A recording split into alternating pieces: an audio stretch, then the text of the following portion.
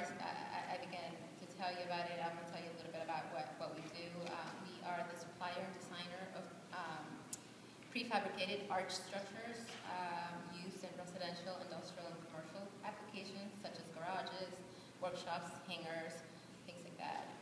So in 2006, when I joined the company, it was very exciting. It was a time where, for change, we saw that local competition was fierce, it was tough, so we needed to look somewhere for more opportunities. We needed another engine, so to speak, for revenue.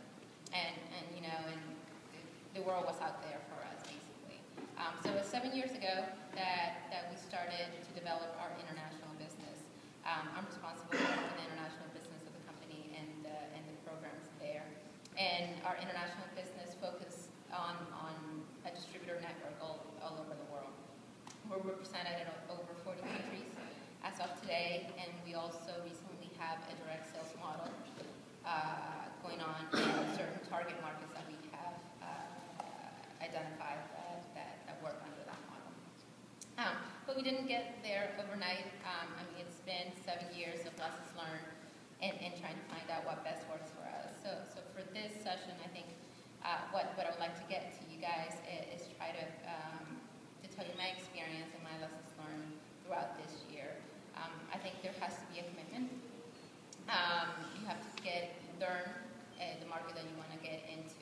For us, emerging markets were top. So Africa and Latin America are key for us. So talking about Africa and Sub-Saharan, specifically, we found out that Tanzania is one of our top markets. Why? Because the mining sector there is booming. We have currently a distributor network that through the government resources that we use, we were able to find somebody that represented us there. So we found out that it's a good market for us. We sell a lot of buildings, a lot of material storage buildings.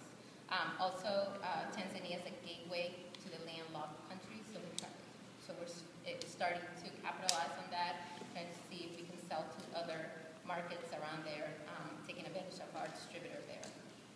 We've sold to South Sudan. We have a distributor there as well, and we work with NGOs. We have been able to sell our emergency and relief buildings there. Nigeria and South Africa as well, we have distributors there. So with that, how did we get there? How did we find out that these are the markets for us?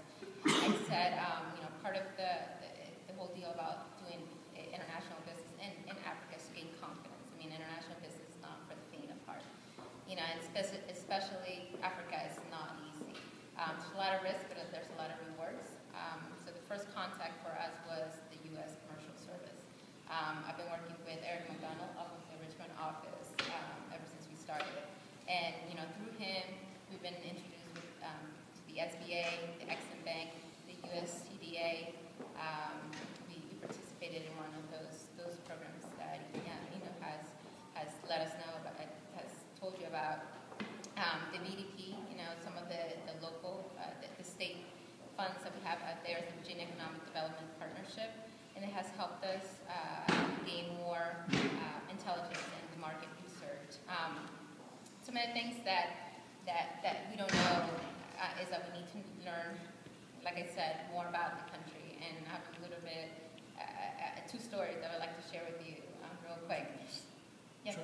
Oh, yeah, absolutely. Well, we're doing a business with Algeria, for example, right now, and through our market research, through our trade officers, we were able to learn more about the culture. They speak Arabic, but they prefer to do business in French. So all the negotiations have been in French, all the presentations. We've had to adapt to that. The type of food that they prefer. Some people would say that's, simple. It doesn't matter. Well, it does matter, and they do care. So get to know your client. And basically, and I'll wrap it up, and then I can take questions or discuss. But patience and perseverance. We hear this all the time. It's Africa, my friend. So originally, we didn't understand what that was really. Through the years, it means have patience, and we'll get to you whenever we get to you. But it's like I said, there's a risk, but it's really rewarding at the end. So anyways, for that, I'm going to wrap it up and I'll open it for discussion. Yeah, maybe you can